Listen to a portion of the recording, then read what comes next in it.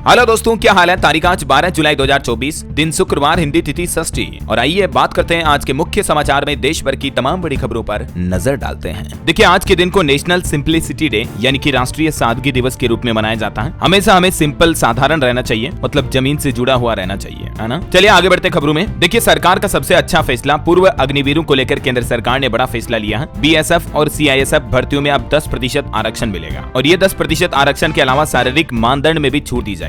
आयु सीमा में भी छूट मिलेगी। पहले बैच को 5 साल तक की छूट मिलेगी और उन्हें फिजिकल टेस्ट भी नहीं देना होगा। अग्निवीर योजना पर केंद्र सरकार के फैसले के 2 साल बाद अब सीआईएसएफ और बीएसएफ ने ये पूर्व अग्निवीरों को आरक्षण देने का ऐलान किया है। और भी ज्यादा डिटेल देख सकते हैं आप इस बारे में। चलिए दोस्तों, अगली बड़ी अच्छी खबर देखिए। बजट से पहले 6.5 करोड़ लोगों को ये खुशखबरी मिली है। पीएफ अकाउंट में ब्याज का पैसा आना शुरू हो गया है। फाइनेंस मिनिस्ट्री यानी वित्त मंत्री निर्मला सीतारमण ने बताया कि ईपीएफओ की बढ़ी हुई ब्याज दरों को मंजूरी मिल चुकी है। हालांकि ब्याज दरें बढ़ाने की घोषणा तो सरकार ने काफी टाइम पहले कर दी थी, लेकिन अब पीएफ पर ब्याज दर बढ़कर 8.25% हो चुकी है और इस बढ़ी हुई ब्याज का पैसा भी लोगों को पीएफ खाते में मिलना जारी कर दिया है सरकार ने। वैसे आपको पता होगा, बजट से पहले प्रधानमंत्री नरेंद्र मोदी और देश की वित्त मंत्री निर्मला सीतारमण ने देश के अर्थशास्त्रियों के साथ मीटिंग की। इसी महीने आने वाली 23 तारीख को लोकसभा में बजट पेश किया जाएगा और इस बार के बजट से एमएसएमई व्यापारियों को भी सरकार से कुछ खास उम्मीदें हैं। वित्त मंत्री से एमएसएमई के लिए विशेष पैकेज की मांग भी की गई है। ऑल इंडिया मोटर ट्रांसपोर्ट को भी बजट से उम्मीदें हैं, लेकिन सरकार को जीएसटी समेत कई क्षेत्रों में सुधार करना होगा। अब ये उम्मीदों पर सरकार खरा उतर पाती है या नहीं, ये तो दोस्तों बजट आने के बाद ही पता चलेगा। फिलहाल देखिए अगला अपडेट। नीट यूजी मामले में सुप्रीम कोर्ट में सुनवाई टली। अब 18 जुलाई को सुप्रीम कोर्ट में इस मामले पर सुनवाई हो सकती है। वैसे नीट पेपर लीक मामले में सीबीआई का भी एक्शन लगातार जारी है। अब इस पूरे मामले से जुड़े मास्टरमाइंड राकेश रंजन को बिहार पटना से गिरफ्तार कर लिया है। रॉकी नाम से मशहूर है ये। आरोप है कि इसने ही पेपर सोल्व कराकर चिंटू को भेजा था। सीबीआई को 10 दिन की रिमांड भी मिली है रॉकी के लिए। और वैसे अब तक की जांच के बाद केंद्र सरकार ने नीट एग्जाम को लेकर सुप्रीम कोर्ट में कहा कि डेटा विश्लेषण में बड़े पैमाने पर कदाचार का संकेत नहीं है। इसका मतलब ये हुआ कि नीट परीक्षा के पेपर लीक मामले से कोई बड़े स्टूडेंट के समूह को लाभ नहीं पहुंचा है। देखिए, सीबीआई का भी ये कहना कि नीट सेंटर में 5 राज्यों के कैंडिडेट थे, सबकी भाषा गुजराती रही। सीबीआई ने कोर्ट में कहा कि चीटिंग के लिए एक सिस्टम बनाया गया, सबका पता पंचमहल या वडोदरा ही है। ये मतलब नीट यूजी एग्जाम में हुई गड़बड़ियों की अब तक की सीबीआई जांच में एक नया मामला सामने आया है। एनटीए का भी कहना कि हमने कितनी सिक्योरिटी और प्रोसेस के साथ नीट एग्जाम को कंडक्ट करवाया। डिजिटल ताला, लोहे के बक्से, जीपीएस ट्रैकिंग समेत नीट यूजी परीक्षा की पूरी प्रोसेस बताई है एनटीए ने।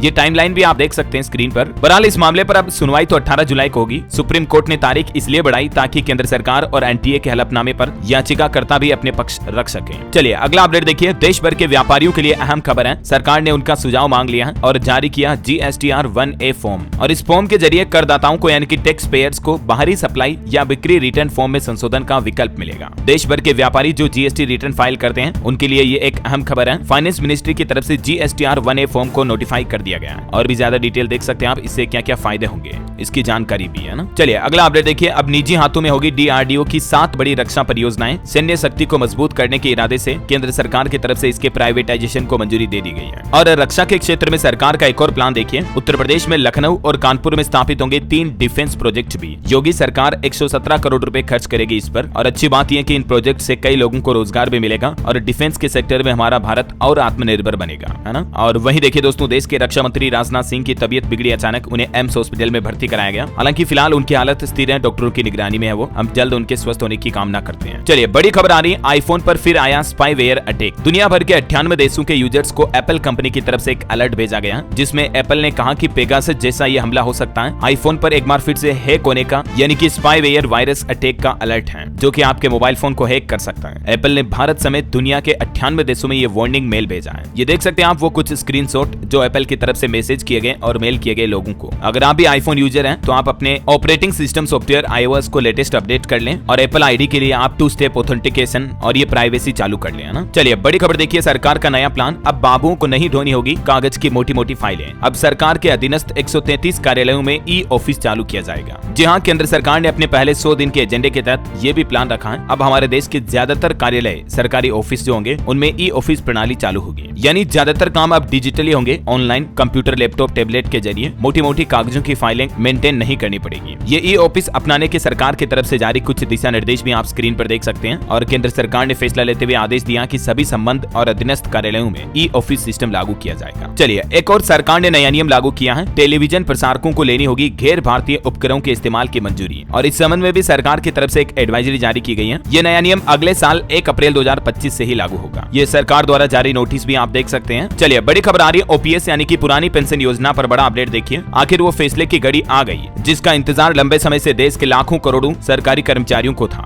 और इसके आखिरी निर्णय से पहले वित्त मंत्रालय जेसीएम के साथ एक बैठक भी करेगा। सरकार का कहना है कि ओपीएस को लेकर कर्मचारी संगठनों से बात करेगी अब सरकार और ये बैठक 15 जुलाई को नॉर्थ ब्लॉक में होगी। इस बैठक में वित्त मंत्रालय द्वारा गठित की गई कमेटी के सदस्य मौजूद रहेंगे और कर्मचारियों की तरफ से स्टाफ साइड से नेशनल काउंसिल जेसीएम के सचिव शिव गोपाल मिश्रा एवं दूसरे कर्मचारी संगठनों के प्रतिनिधि भी इस बैठक में शामिल होंगे। अब देखना यह होगा कि क्या इस बैठक में केंद्र सरकार ओपीएस पर मुहर लगाती है या नहीं, ये तो वक्त ही बताएगा। हाल ही में आपको पता होगा उत्तर प्रदेश की योगी सरकार ने भी फैसला लिया है 2005 से पहले के जो राज्य कर्मचारी हैं उनको ओपीएस का ऑप्शन दिया गया, यानी कि वो चाहे तो एनपीएस के बजाय ओपीएस चुन सकते हैं। और इसके लिए भी योगी सरकार ने कहा कि उत्तर प्रदेश के सभी कर्मचारियों को 31 जुलाई तक अपनी संपत्ति का ब्यौरा भी देना होगा। योगी सरकार के इस फैसले से प्रदेश में तकरीबन 60,000 कर्मचारियों को पुरानी पेंशन योजना का वापस लाभ मिल पाएगा, है ना। चलिए अगला अपडेट देखिए। देश में इस तरह के खुद की जान लेने वाले मामले काफी ज्यादा बढ़ रहे हैं और ऐसे मामलों को लेकर अब सुप्रीम कोर्ट ने चिंता जताते हुए एक जनहित याचिका पर सुनवाई के दौरान केंद्र सरकार से जवाब भी मांगा है। सुप्रीम कोर्ट ने सरकार से कहा कि आजकल बच्चे इस तरह के कदम बहुत ज्यादा उठा रहे हैं और ये एक बहुत ही गंभीर सामाजिक मुद्दा है।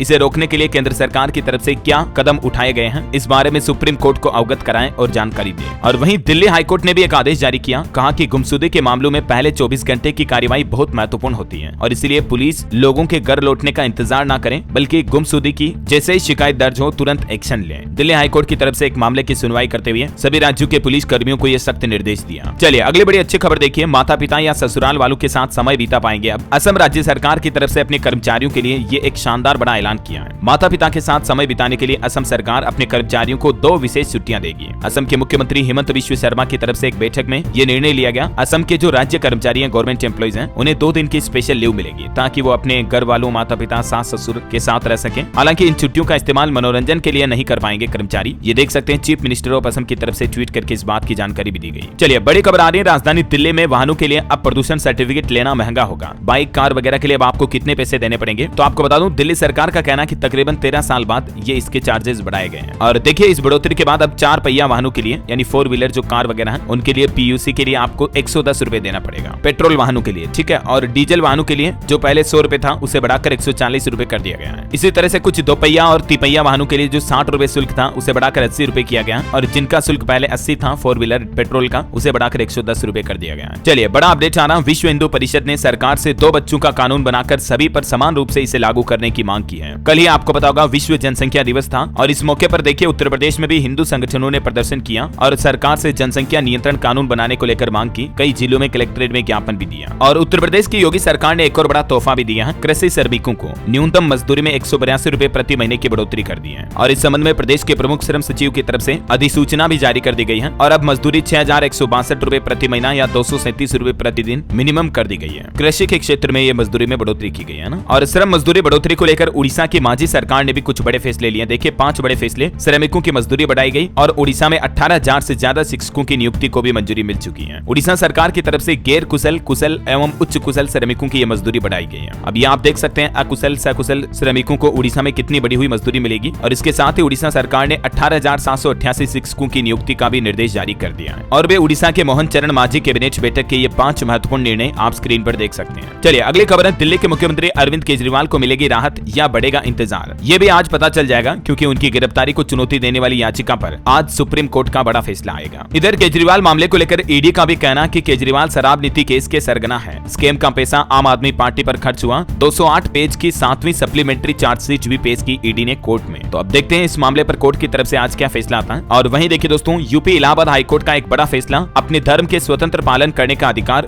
दूसरों को धर्मांतरित करने का हक नहीं देता है। मतलब समझ रहे हो, क्योंकि हमारा भारत धर्मनिरपेक्ष देश है तो चाहे कोई भी व्यक्ति स्वतंत्र तरीके से अपने मनपसंद धर्म अपना सकता है, लेकिन इसका मतलब ये नहीं है कि मैं ये धर्म फॉलो कर रहा हूँ या मेरा धर्म ये है इसलिए दूसरा भी या मेरा दोस्त भी या वो भी ये धर्म अपनाना चाहिए। ये धर्म परिवर्तन का हक किसी के पास नहीं है। ये मतलब इलाहाबाद हाईकोर्ट की तरफ से एक केस की सुनवाई करते हुए महत्वपूर्ण फैसला सुनाया गया है। चलिए अगला अपडेट है। भारत श्रीलंका सीरीज का शेड्यूल जारी हो चुका है। 26 जुलाई को पल्ले केले में पहला T20 मैच होगा। दौरे से पहले हसरंगा ने कप्तानी भी छोड़ी है। और वहीं देखिए हरियाणा गुरुग्राम में क्रिकेटर युजवेंद्र चहल से मुख्यमंत्री सैनी ने मुलाकात की, मेडल और स्मृति चिन्ह भी भेंट किया। वेदांता के एमओयू पर भी साइन हुआ। 100 करोड़ निवेश करेगा ग्रुप। हरियाणा सरकार के कुछ और फैसले मैं आपको आगे बताऊंगा। फिलहाल देखिए अगली खबर दोस्तों, ईसाई सांसद ने गीता पर हाथ रखकर शपथ ली। जी हाँ, भारत के प्रमुख धार्मिक ग्रंथ गीता की अहमियत तो देखिए जरा। ब्रिटेन के बॉब ब्लैकमैन मोदी के समर्थक हैं। 2020 में इन्हें पद्मश्री से भी सम्मानित किया गया है। ब्रिटेन की संसद में भारतीय मूल की सांसद शिवानी राजा और एक ईसाई सांसद बॉब ब्लैकमैन, अभी इनका नाम ही ऐसा ही है, मैं क्या करूं, दोनों ने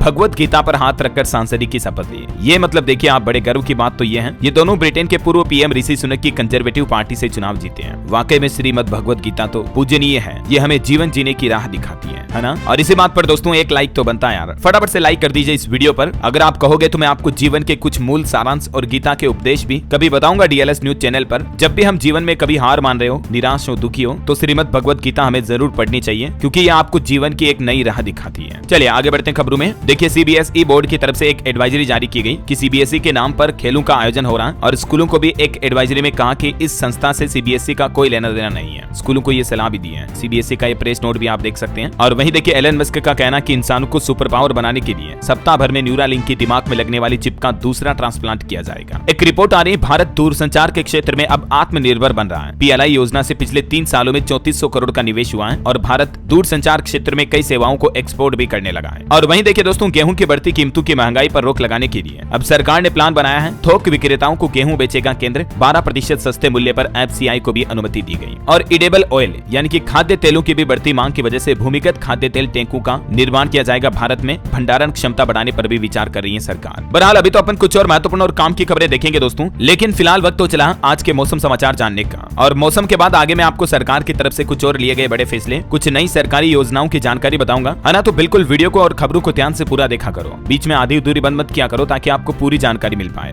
और बाकी एक छोटी सी रिक्वेस्ट आपसे ये है कि अगर आप डीएलएस न्यूज पर आज पहली बार आए हैं, चैनल को अभी तक भी सब्सक्राइब नहीं कर रखा ना, तो सब्सक्राइब करके बेल आइकन दबा देना, ताकि आपको डेली खबरों का वीडियो सबसे पहले आपके मोबाइल पर मिल जाएगा। ठीक है, आप चैनल पर जाकर देखो आराम से किस तरह से मैं तारीख वाइज डेली काम की खबरों का कलेक्शन एक ही वीडियो में लेकर आता हूँ। 20, 22, 25 मिनट का वीडियो होता है ये, लेकिन A to Z इन्फॉर्मेशन सभी अपडेट्स आपको एक ही वीडियो में मिल जाते हैं, राइट। तो इसलिए मैं कहता हूँ आप दूसरे वीडियो देखो या ना देखो डीएलएस न्यूज के, लेकिन बड़ी खबरों का वीडियो जरूर देखा करो। और बाकी अपनी बातें तो होती रहेगी, टाइम वेस्ट बिल्कुल भी नहीं करेंगे। सुपर फास्ट बुलेट ट्रेन की रफ्तार से खबरें बताना ही तो डीएलएस भाई की खासियत है। तो चलिए खुद की तारीफ ज्यादा ना करते हुए सीधे आगे बढ़ते हैं मौसम अपडेट्स में। देखिए 17 राज्यों में अगले 3-4 दिन भारी बारिश की आशंका है। और कुछ राज्यों के हालात देखिए, यूपी, बिहार, झारखंड में बारिश और बिजली की वजह से पिछले 12 घंटों में 56 लोगों की जान चली गई। बिहार में तो आज भी बारिश का रेड अलर्ट है। मध्य प्रदेश समेत 6 राज्यों में तो बहुत तेज भारी बारिश की संभावना है आज भी। वहीं देखिए उत्तराखंड में 3 दिन से बंद बद्रीनाथ हाईवे खोलते वक्त एक और बड़ा हादसा हो गया। पहाड़ से बड़ी चट्टान गिर गई, मजदूरों ने भागकर जान बचाई। वो तो गनीमत रही कि किसी की जान नहीं गई। और इसीलिए बद्रीनाथ हाईवे अब लगातार तीसरे दिन आज भी बंद पड़ा है। रात भर फंसे रहे दोनों और हजारों यात्री। सुबह एसडीआरएफ ने रास्ता पार कराया। पोलिंग पार्टियां भी फंसी रही है। ये देखिए आप, देश में भारी बारिश से तबाही के कुछ वीडियो। उत्तराखंड के कई इलाकों में लैंडस्लाइड हो रहा, जिसके चलते काफी सड़कें बंद पड़ी हैं। हिमाचल प्रदेश के चंबा में भी एक पहाड़ दरक गया। और वैसे अभी दिल्ली एनसीआर समेत देश के अधिकतर राज्यों में 3-4 दिन भारी बारिश की आशंका। पूर्वोत्तर के लिए स्पेशली रेड अलर्ट जारी किया मौसम विभाग ने। किन किन राज्यों में आगे आपको बताता हूँ पूरी लिस्ट। फिलहाल देखिए कुछ और राज्यों के हालात। असम राज्य में अब बाढ़ का पानी घटने लगा है। जल आपदा से 14 लाख से ज्यादा लोग हालांकि अब भी प्रभावित हैं। और बाकी असम में तो इस साल जो बाढ़ आई ना, उससे अब तक राज्य भर में 100 से ज्यादा लोगों की जान जा चुकी है। बाढ़ से हालात काफी गंभीर हो रहे हैं यहाँ के। और अभी तो उत्तर प्रदेश में भी बाढ़ जैसे हालात पैदा हो गए हैं। देखिए आप, लखनऊ दिल्ली हाईवे पर भी यातायात बंद पड़ा है। मेडिकल कॉलेज भी खाली कराया गया। कई लोग पलायन को मजबूर हैं, क्योंकि काफी नदियां उफान पर चल रही हैं। और यही वजह कि उत्तर प्रदेश में भीषण बाढ़ आई हुई है। ये देखिए ग्राउंड जीरो पर पहुंचे योगी आदित्यनाथ, उन्होंने खुद बाढ़ का जायजा लिया। महाराजगंज में दूल्हा नाव से घर लाया दुल्हन। आज भी प्रदेश भर में बिजली गिरने का अलर्ट है, तो सावधान रहिएगा दोस्तों। और इन बाढ़ के हालातों के बीच अब मुख्यमंत्री योगी आदित्यनाथ ने सबसे ज्यादा प्रभावित 5 जिलों के अधिकारियों से जवाब भी मांगा। बारिश और बाढ़ से नुकसान की सर्वे रिपोर्ट नहीं मिली, 2 दिन में रिपोर्ट देने को भी कहा है। वैसे मुख्यमंत्री योगी आदित्यनाथ की तरफ से एक अच्छी घोषणा की गई है। बाढ़ में मृत लोगों के परिजनों को 4-4 लाख रुपए दिए जाएंगे मुआवजे के तौर पर। और बाढ़ से जिन लोगों के घर और किसानों की फसलों को नुकसान हुआ, उनको भी मुआवजा मिलेगा। सीएम योगी ने बाढ़ प्रभावित क्षेत्रों का जायजा करते हुए पीड़ितों के लिए ये मदद का पूरा आश्वासन दिया और बोले कि आपदा की घड़ी में सरकार हर समय आपके साथ खड़ी है। वैसे आज भी दोस्तों यूपी के 40 जिलों में भारी बारिश का अलर्ट है। लखनऊ समेत वज्रपात की भी चेतावनी है, तो सावधान रहिएगा। और अरुणाचल प्रदेश में भी देखिए बाढ़ ने मचाई तबाही। एक्शन में आए मुख्यमंत्री खांडू अधिकारियों को निर्देश दिए नुकसान का आकलन करने और लोगों को सहायता पहुंचाने के। हिमाचल प्रदेश में अब कमजोर पड़ा मानसून, सामान्य से 25% कम बारिश हुई। तापमान में भारी उछाल भी हुआ। और भी दोस्तों स्काईमेट वेदर की रिपोर्ट के मुताबिक अगले 24 घंटों के दौरान मौसम की संभावित गतिविधियां क्या रहेगी, जिसकी जानकारी आप देख सकते हैं स्क्रीन पर। और चलिए अब अपन आज के सराफा बाजार पर नजर डाल लेते हैं। देखिए आज सोने चांदी के दाम में तेजी देखी गई। 73,000 रुपए के करीब पहुंचा सोना और चांदी भी 92,000 रुपए प्रति किलो के पार निकल चुकी है। 24 कैरेट सोने के भाव में 135 रुपए की बढ़ोतरी दर्ज हुई। ठीक है, जबकि चांदी 358 रुपए प्रति किलो बढ़कर 92,205 प्रति किलो पर पहुंच चुकी है। और पेट्रोल डीजल के रेट भी जारी किए सरकारी तेल कंपनियों की तरफ से। ये लेटेस्ट दाम क्या चल रहे हैं पेट्रोल डीजल के आज। देश के 4 महानगरों की रेट लिस्ट भी आप देख सकते हैं दिल्ली, मुंबई, कोलकाता, चेन्नई की। चलिए आगे बढ़े खबरों में। देखिए रिपोर्ट्स हैं कि साल 2025 तक रिलायंस जियो कंपनी भी अपना आईपीओ ला सकती है। इसके जरिए 9.3 लाख करोड़ रुपए जुटा सकती है कंपनी। अभी जियो के 48 करोड़ से भी ज्यादा यूजर्स हैं। वहीं स्टॉक मार्केट की भी बात करें तो सेंसेक्स में 27 अंक की गिरावट के साथ 79,897 पर बंद हुआ। निफ्टी में भी मामूली 8 अंक की गिरावट दर्ज हुई। और टीसीएस ने अपने रिजल्ट जारी किए। पहली तिमाही में 12,040 करोड़ का मुनाफा हुआ। सालाना आधार पर यह 8.72% की बढ़ोतरी दर्ज हुई। 10 रुपए प्रति शेयर डिविडेंड भी देगी कंपनी।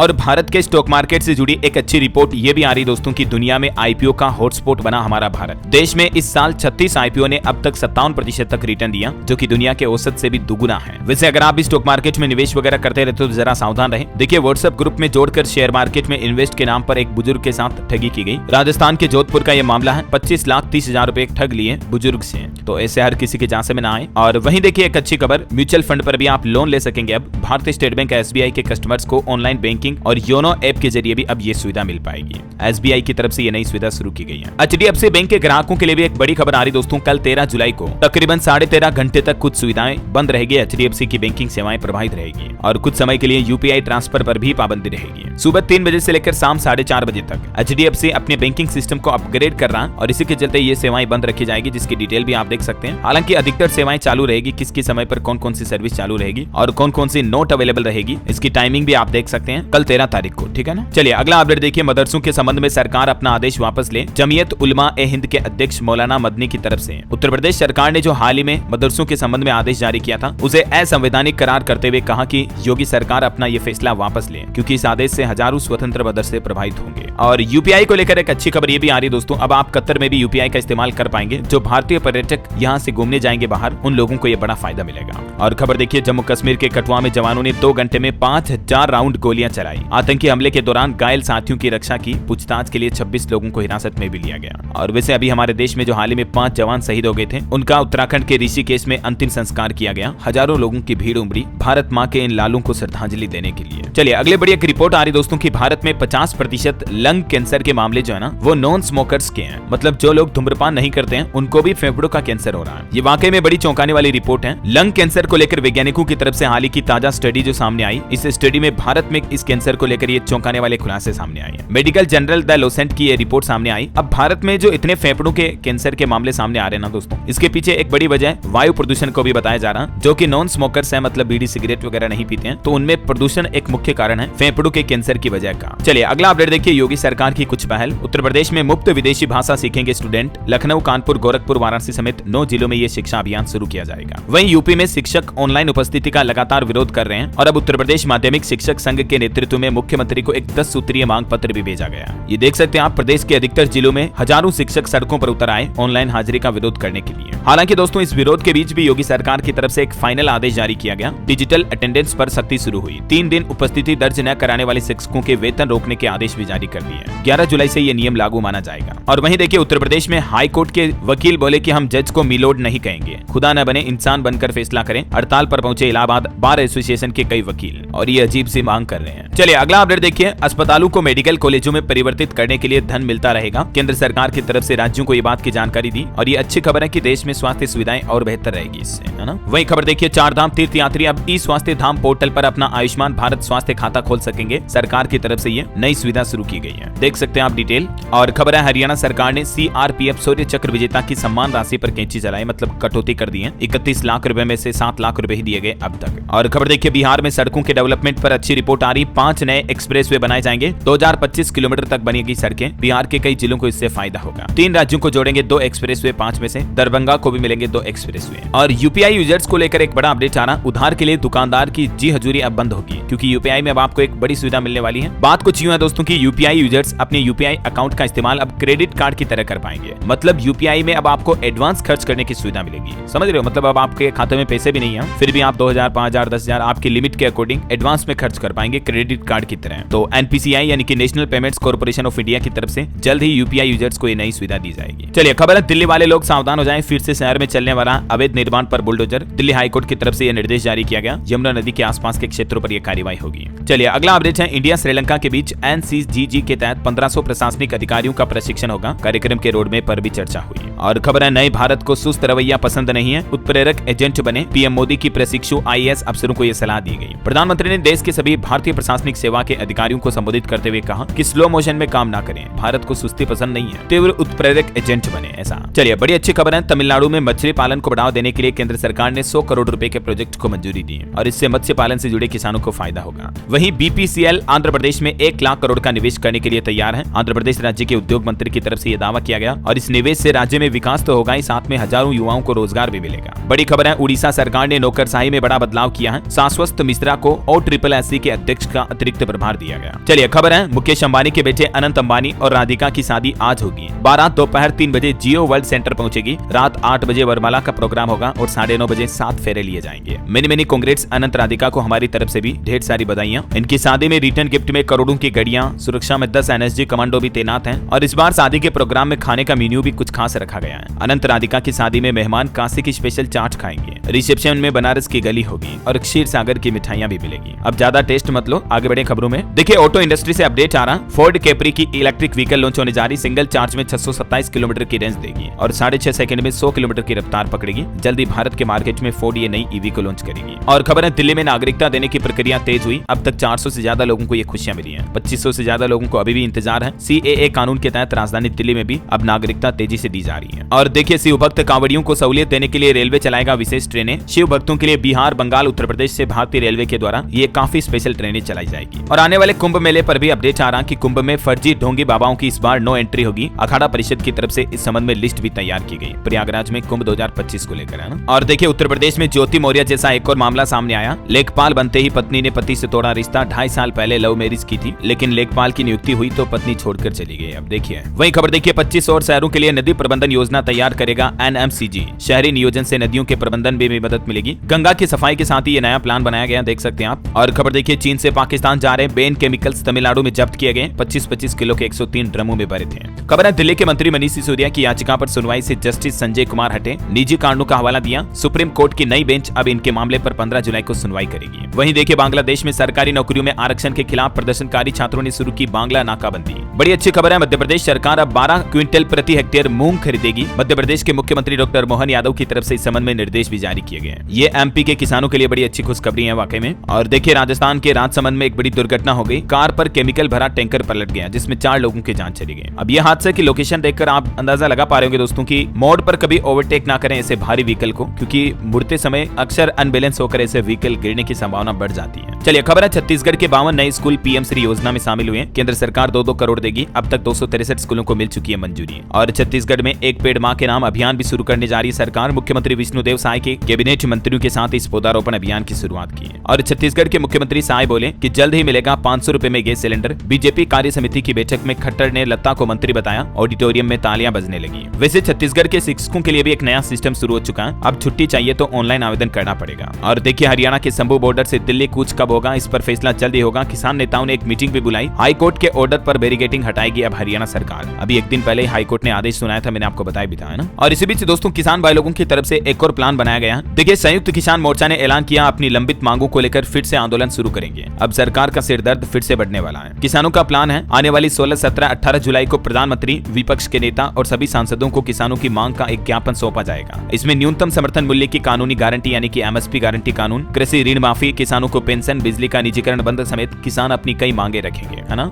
और वहीं देखिए हरियाणा DGP को भी मुख्यमंत्री ने दिया 7 दिन का समय। अपराध पर लगाम लगाएं, गैंगस्टर का नेटवर्क तोड़ें। 1 सप्ताह बाद इस पर फिर से बैठक होगी। और खबर है दोस्तों उत्तराखंड में UCC की रिपोर्ट सार्वजनिक की जाएगी। रूल मेकिंग कमेटी ने UCC प्रावधानों का पूरा मसौदा तैयार किया। इस कानून को अक्टूबर तक लागू करने की तैयारी है। चलिए कुछ और न्यूज अपडेट देख लेते हैं फटाफट से। देखिए ज्योतिरादित्य सिंधिया शुक्रवार से मेघालय और असम के दौरे पर जाएंगे। यहाँ NERACE मोबाइल ऐप भी लॉन्च करेंगे। ये एक ऐसा प्लेटफॉर्म होगा जो किसानों को वैश्विक बाजार से जोड़ता है, जो सीधे लेन देन और कीमत संबंधित बातचीत को सक्षम बनाता है। ये किसानों से जुड़ा नया मोबाइल ऐप लॉन्च करेंगे केंद्रीय संचार मंत्री ज्योतिरादित्य सिंधिया। और देखिए भारतीय वायुसेना की एक टुकड़ी अभ्यास पिच ब्लैक 2024 में भाग लेने के लिए ऑस्ट्रेलिया पहुंच चुकी है। 12 जुलाई से आज से मतलब 2 अगस्त तक ये अभ्यास चलेगा। और खबर है कारगिल विजय के 25 साल पूरे होने के मौके पर भारतीय सेना ने दिल्ली से द्रास तक कार रैली को भी रवाना किया। वही देखिए केंद्रीय कृषि मंत्री का कहना कि केंद्र सरकार किसानों और कृषि क्षेत्र में बिहार को हर संभव सहायता प्रदान करती रहेगी। मुख्यमंत्री शिवराज सिंह चौहान की तरफ से ये घोषणा की गई। और खबर है कड़ी सुरक्षा के बीच श्रद्धालुओं का 14वां जत्था जम्मू कश्मीर से अमरनाथ के लिए रवाना हुआ।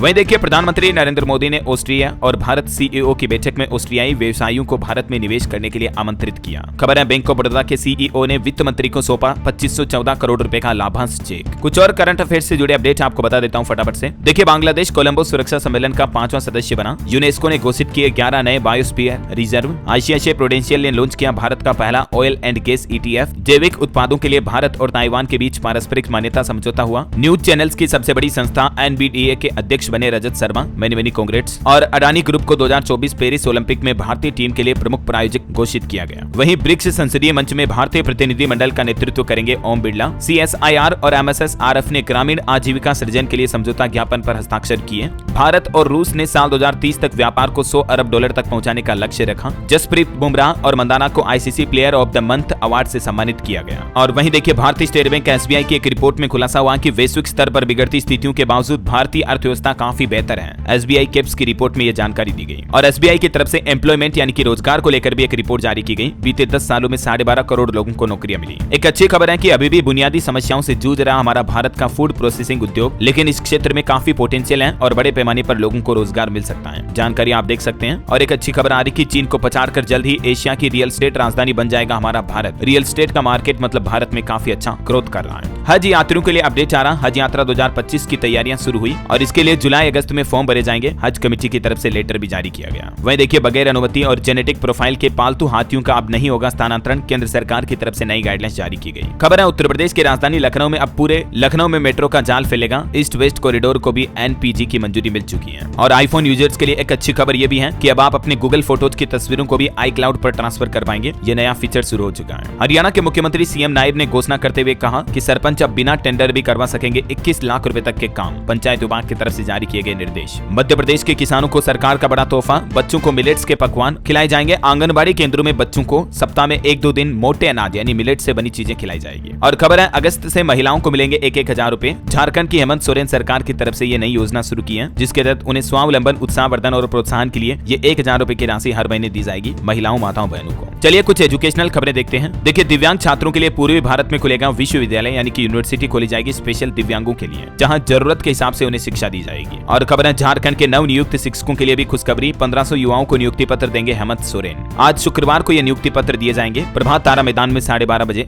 ये कार्यक्रम का आयोजन होगा। और देखिए डीयू यानी कि दिल्ली यूनिवर्सिटी में लॉ में अब मनुस्मृति भी पढ़ाया जाएगा। सोशल डेमोक्रेटिक टीचर्स फ्रंट ने कहा कि ये महिलाओं और पिछड़े तबकों को पीछे ले जाएगा। ओके, और अंत में एस्ट्रोलॉजी का अपडेट बता दूं दोस्तों, आने वाली 17 तारीख को देवशयनी एकादशी है और इस दिन से ही भगवान विष्णु विश्राम करेंगे। शिव जी भी सृष्टि का संचालन करेंगे। तो चतुर्मास यानी कि 4 महीने तक देव सोते रहेंगे। इस दरमियान कोई शुभ मांगलिक कार्य नहीं किया जाता। शादी ब्याह वगैरह बंद रहेंगे सब, है ना। और अंत में आज के राशिफल पर नजर डालें तो देखिए धनु राशि वालों को नौकरी में तरक्की मिलने की संभावना। मकर राशि के लोगों को मिल सकता है रुका पेशा। कर्क राशि के लोगों का कोई बड़ा लक्ष्य पूरा हो सकता है। सिंह राशि के लोगों को भी कुछ नए अवसर मिलेंगे, है ना। और दोस्तों आप मुझे कमेंट करके बताइए कि अब इस आने वाले बजट में आप सरकार को क्या सुझाव देना चाहेंगे या आपकी सरकार से क्या प्रमुख मांग है कि सरकार को इस सेक्टर में इस मुद्दे पर काम करना चाहिए। देखिए आज एक सर्वे करते हैं, ज्यादातर लोगों की क्या सरकार से मांग है। कमेंट करके लिखिए मुझे, मैं एक एक कमेंट को पढ़ूंगा, रीड करूंगा, बाकायदा आपको लव दूंगा और सही सुझाव देने वालों का कल अनाउंसमेंट भी किया जाएगा। तो फटाफट से लिख दीजिए और साथ इस वीडियो को लाइक और शेयर करना। DLS न्यूज चैनल को सब्सक्राइब करके बेल आइकन जरूर दबा देना रोजाना ऐसे इन्फॉर्मेटिव काम की खबरें देखते रहने के लिए। जय हिंद, जय भारत, वंदे मातरम।